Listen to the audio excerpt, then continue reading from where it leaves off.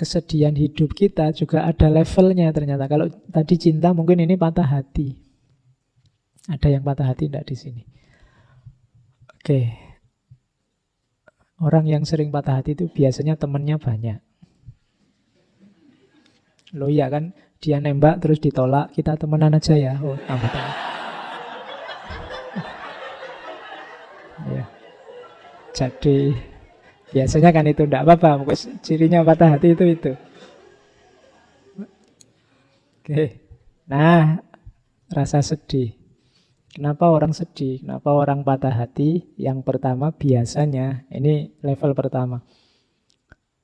Karena hilangnya sesuatu yang sangat disenangi. Di level pertama. Ada level kedua. Sedih itu karena khawatir yang akan terjadi besok. Kalau yang pertama karena kehilangan, yang kedua karena kekhawatiran. Kemudian yang ketiga, rasa sedih karena merindukan yang didambakan bisa tercapai, ternyata tidak tercapai. Ini yang patah hati tadi. Dan yang keempat, rasa sedih karena mengingat betapa kita sudah banyak menyimpang dari jalan ilaihi roji'un.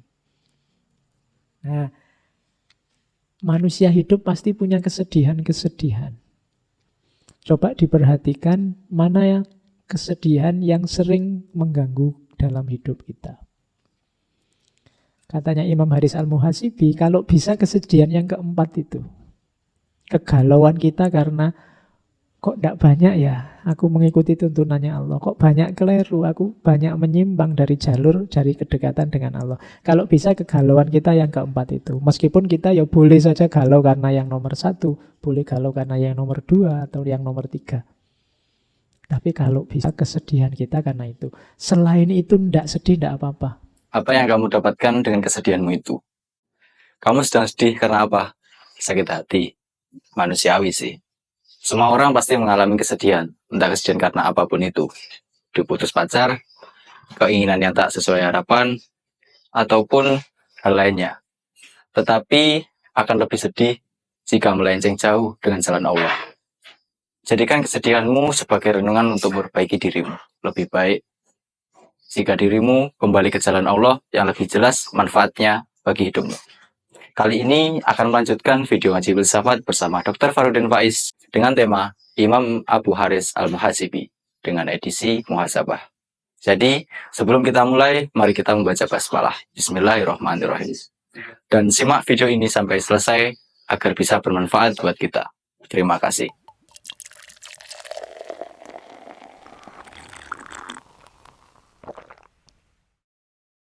Kalau tentang cinta ilahiyah, cinta pada Allah itu ada 3 lapisan. Lapisan pertama adalah mencintainya karena segala karunia dan nikmatnya. Ini juga jenisnya cinta, tapi cinta level pertama. Kamu dapat nikmat, kamu dapat karunia, kemudian kamu berterima kasih. Jadi cinta yang karena terima kasih. Belum sejati, tapi juga sudah termasuk jenisnya cinta. Yang kedua, cinta karena melaksanakan perintah dan menjauhi larangan. Kalau ini cinta karena kewajiban.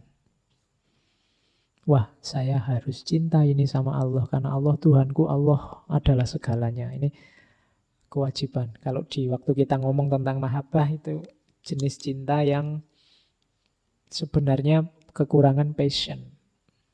Jadi belum ada rasanya, tapi juga jenis cinta. Jenis cinta level 2. Ada jenis cinta level 3, yaitu cinta karena memang Allah lah yang berhak dicintai. Jadi bukan karena apa-apa, ya karena Allahnya. Karena engkau. Ini persis seperti syairnya Robi'ah Adawiyah. Jadi aku mencintaimu tidak karena apa-apa, karena engkau saja. Kalau yang kedua karena kewajiban. Wah, saya muslim yang baik, ya memang kewajibanku untuk melaksanakan perintahnya dan mencintainya. Kalau yang pertama ini kayak terima kasih.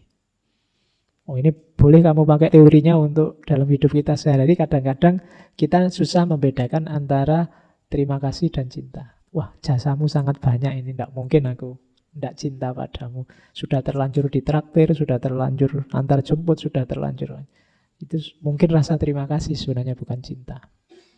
Atau kewajiban. Wah, kita sudah terlanjur tunangan ini, sudah terlanjur menikah ini. Mau nggak mau harus cinta kan? Nah, itu kewajiban. Tidak ada passionnya, hanya kewajiban saja. Ada yang ketiga karena memang engkau. Bukan alasan macam-macam, ya hanya engkau saja. Cinta sama Allah juga begitu. Ada level-levelnya. Bukan terima kasih, bukan kewajiban, tapi hanya karena engkau saja. Tapi terima kasih pun ya tidak apa-apa. Itu satu step menuju cinta yang sejati. Kewajiban juga tidak apa-apa. Satu step menuju cinta yang sejati. Itulah cinta ilahiyah. Ini tentang khauf dan roja. Kesedihan. Kesedihan hidup kita juga ada levelnya ternyata. Kalau tadi cinta mungkin ini patah hati. Ada yang patah hati tidak di sini? Oke. Orang yang sering patah hati itu biasanya temannya banyak. Loh iya kan, dia nembak terus ditolak, kita temenan aja ya. Oh, tambah teman. Ya. Jadi biasanya kan itu tidak apa-apa. Cirinya patah hati itu. Oke. Nah, rasa sedih. Kenapa orang sedih? Kenapa orang patah hati? Yang pertama biasanya, ini level pertama. Karena hilangnya sesuatu yang sangat disenangi. Itu level pertama. Ada level kedua. Sedih itu karena khawatir yang akan terjadi besok. Kalau yang pertama karena kehilangan, yang kedua karena kekhawatiran. Kemudian yang ketiga, rasa sedih karena merindukan yang didambakan bisa tercapai, ternyata tidak tercapai. Ini yang patah hati tadi. Dan yang keempat, rasa sedih karena mengingat betapa kita sudah banyak menyimpang dari jalan ilaihi roji'un. Nah, manusia hidup pasti punya kesedihan-kesedihan. Coba diperhatikan mana yang kesedihan yang sering mengganggu dalam hidup kita. Katanya Imam Haris Al-Muhasibi, kalau bisa kesedihan yang keempat itu.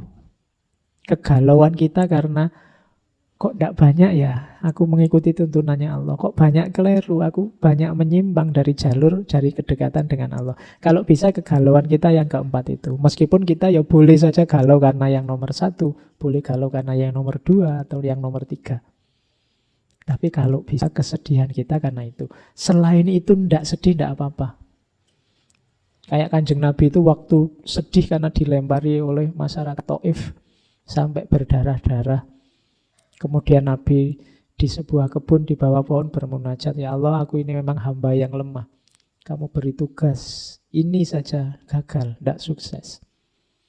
Tapi aku tidak masalah dilempari batu, aku tidak masalah disakiti. Asal engkau tidak marah.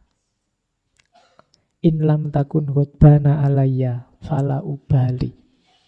Tidak masalah ya Allah, aku ini sengsara ini. Dilempari batu, dikejar-kejar. Yang aku khawatirkan hanya satu, semoga engkau tidak murka padaku. Jadi kesedihannya adalah kesedihan yang berhubungan dengan murka atau ridhonya Allah.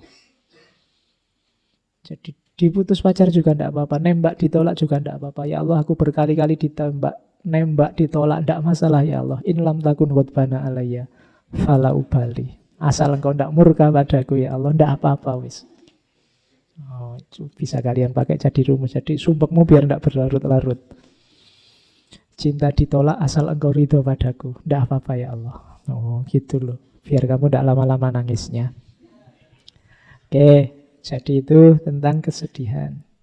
Hati-hati dengan godaan setan yang menjerumuskan kita untuk putus asa. Ini sering terjadi karena kita merasa banyak dosa, karena kita merasa tidak dekat dengan Allah, akhirnya kita putus asa dari rahmatnya Allah. Kita merasa bahwa, wah berarti tidak mungkin. Tadi Dari depan sampai ke belakang ngaji itu rasanya kok tidak ada yang aku sama sekali. Berarti aku ini sudah rendah sekali, berarti aku ini sudah jelek sekali. Terus kita hampir saja putus asa. Jangan salah, bisikan semacam itu dari setan juga. Hati-hati, tepislah katanya Imam Haris Al-Muhasibi, jawablah begini. Orang seperti aku sangat pantas merasa takut. Kalau bukan karena Tuhan menghendaki kebaikan untukku, Dia pasti tidak membuatku mengingatnya. Kalau tadi kita merasa, wah saya enggak semua yang depan itu Pak, berarti saya sangat jelek saya itu Pak. Lu enggak.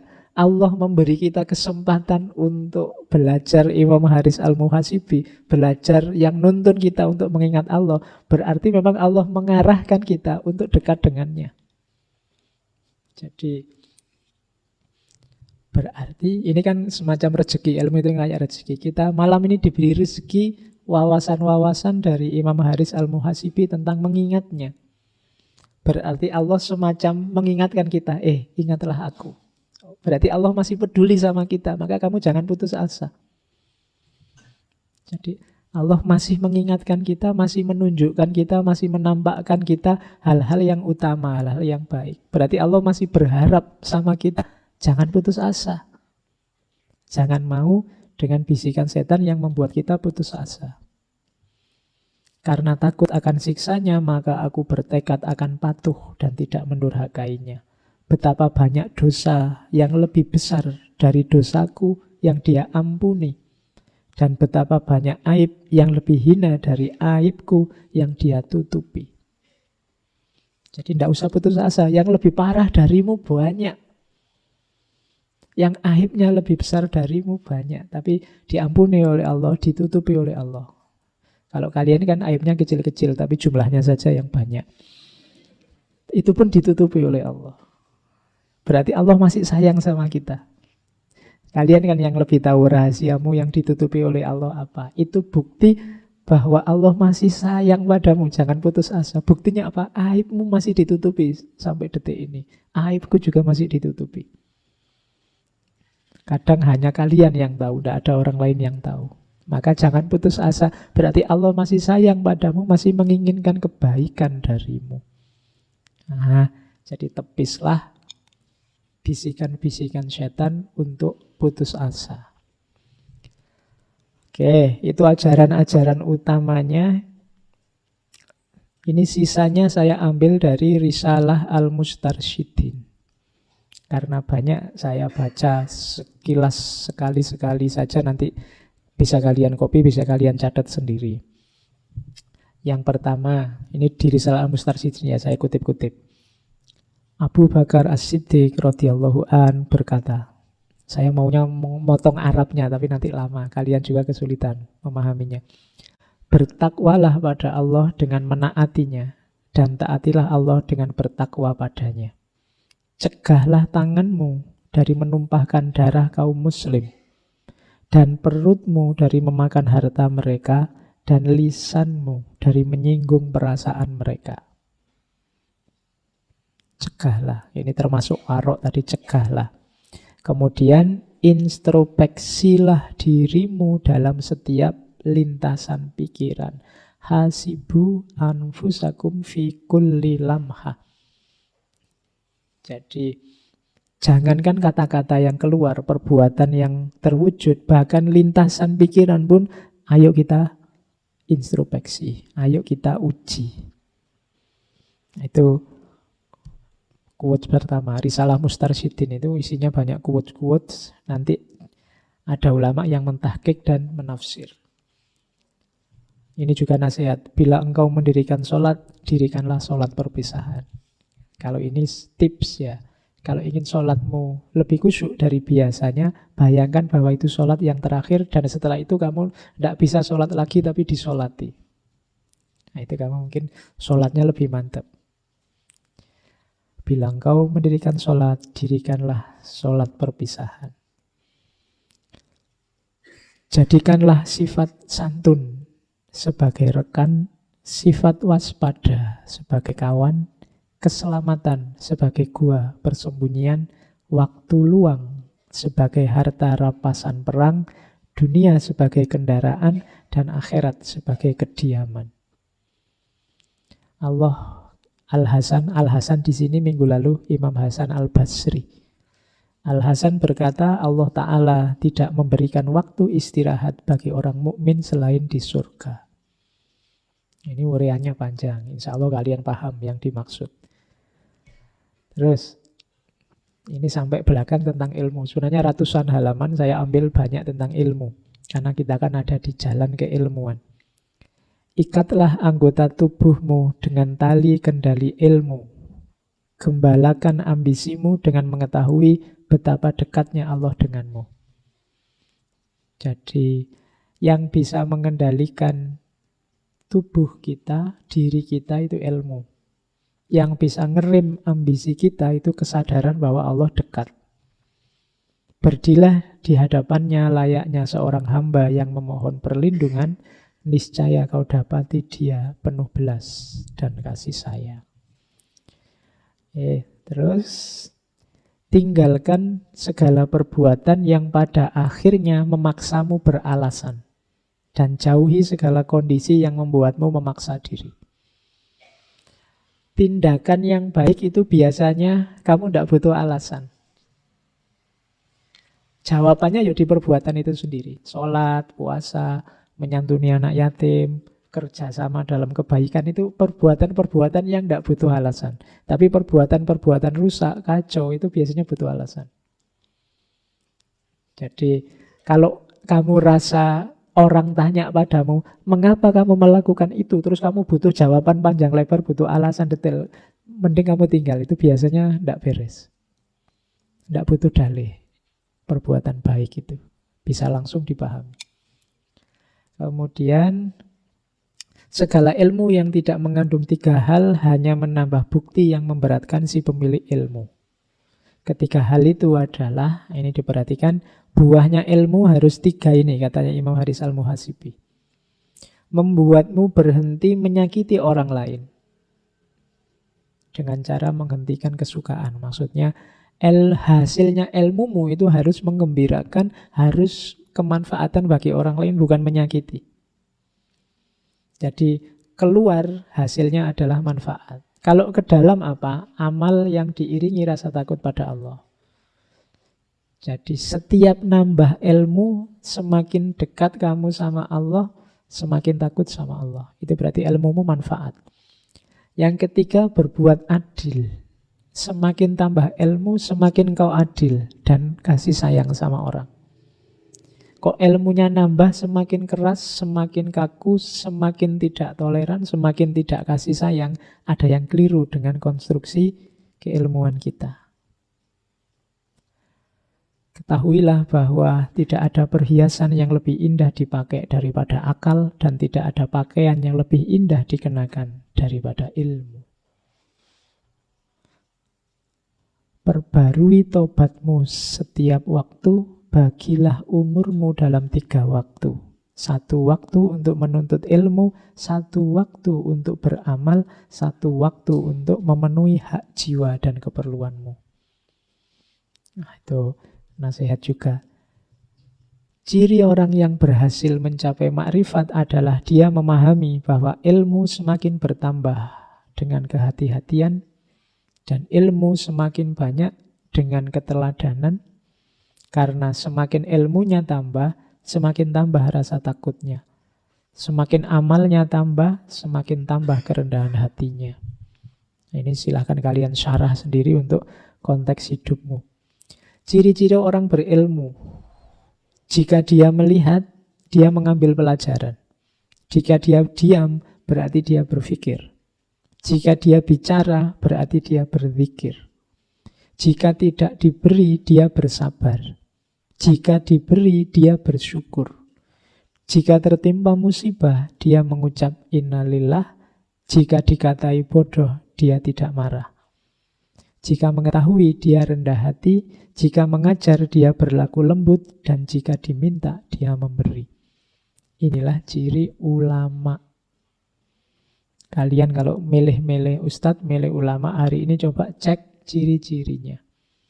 Dia orang berilmu yang sejati apa tidak? Cirinya itu. Oke. Terus orang bodoh mengira orang berilmu itu pendiam atau gagap. Padahal hikmahnya lah yang membuatnya diam. Orang dungu mengira orang berilmu itu cerewet. Padahal nasihat demi Allah lah yang membuatnya bicara. Orang bodoh juga mengira orang berilmu itu hartawan. Padahal sikap menjaga kehormatanlah yang membuatnya tampak kaya. Jadi orang berilmu itu biasanya ada karakter namanya iffah. Iffah itu menjaga kehormatan. Meskipun tidak kaya, dia tidak akan minta-minta. Dia tidak akan serakah, tidak akan berhasrat pada dunia, pada pengumpulan harta. Maka sikap orang berilmu itu selalu sikapnya orang kaya. Dia tidak pernah mengeluh dengan kepemilikannya.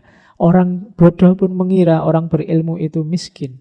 Padahal kerendahan hatinya lah yang membuatnya tampak hina. Oke, ini anggapannya orang yang tidak ngerti tentang orang yang berilmu. Terus, akuilah bahwa Allah senantiasa berbuat baik kepadamu, mesti engkau melanggar perintahnya. Dia tidak marah terhadapmu, mesti engkau tidak mengingatnya. Dia menutupi aibmu, meski rasa malumu sangat kecil terhadapnya. Dan dia tidak membutuhkanmu sebenarnya, meskipun engkau sangat membutuhkannya. Ketahuilah bahwa terik matahari tiada guna bagi orang buta. Begitu juga yang menerima cahaya ilmu hanyalah orang yang bertakwa. Obat tidak berguna bagi orang mati. Begitu juga etika tidak bermanfaat bagi tukang berdalih, orang yang suka cari alasan.